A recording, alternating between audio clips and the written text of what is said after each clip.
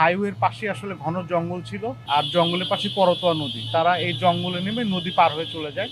আমরা তাৎক্ষণিক আসলে খুঁজতে থাকি, কিন্তু সেই সময় আমরা তাদেরকে আসলে খুঁজে পাই না। পরবর্তীতে আমাদের যে ডিবি টিম আমাদেরকে সহযোগিতার জন্য চলে আসে। আপনারা জানেন আমাদের বগুড়া জেলার ডিবি টিম অত্যন্ত শক্তিশালী। আমরা আসলে এরপরে আমাদের যে ডাকাতদের শনাক্তের কাজটি আমরা শুরু করি। আমাদের ধাওকে ডাকাত দল কিছু পার্সোনাল বিলঙ্গিংস তারা এই গাড়িতে ফেলে রেখে যায়, যেটি সূত্র ধরে আমরা আজকে গতকাল রাতে আমরা ডাকাত দলকে আমরা ধরতে সক্ষম হয়েছি। আমরা ঘটনার পর থেকে আমাদের সাথে থানা পুলিশের সাথে আমাদের বগুড়া ডিবি অক্লান্ত পরিশ্রম করেছে। গতকালকে নারায়ণগঞ্জ সিদ্ধিরগঞ্জ থেকে আমরা এই ঘটনার সাথে জড়িত 2 জন ডাকাতকে গ্রেপ্তার করতে সক্ষম হই। ডাকাতের একজনের নাম হচ্ছে মোদাচ্ছের আলী, তিনি কুমিল্লা নিবাসী, এবং আরেকজন হচ্ছে ইউসুফ আলী, তিনি নোয়াখালীর বাসিন্দা। তারা একটি সংঘবদ্ধ ডাকাত দল।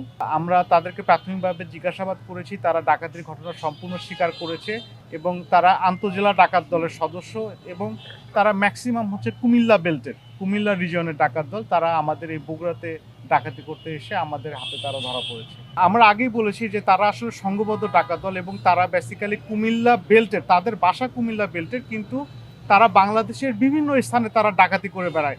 আপনারা জানেন আমাদের বগুড়ার সাথে আসলে হাইওয়ের কানেক্টিভিটি অনেক ভালো, এই জন্য তারা এই কানেক্টিভিটির সুযোগে তারা আমাদের এইখানে এসেছে, এবং তারা পূর্বেও তারা বিভিন্ন অঞ্চলে সিরাজগঞ্জ, তারপরে চট্টগ্রাম, কুমিল্লা, মানিকগঞ্জ, মুন্সিগঞ্জে তারা ডাকাতি করেছে, এবং তাদের বিরুদ্ধে একাধিক মামলা রয়েছে।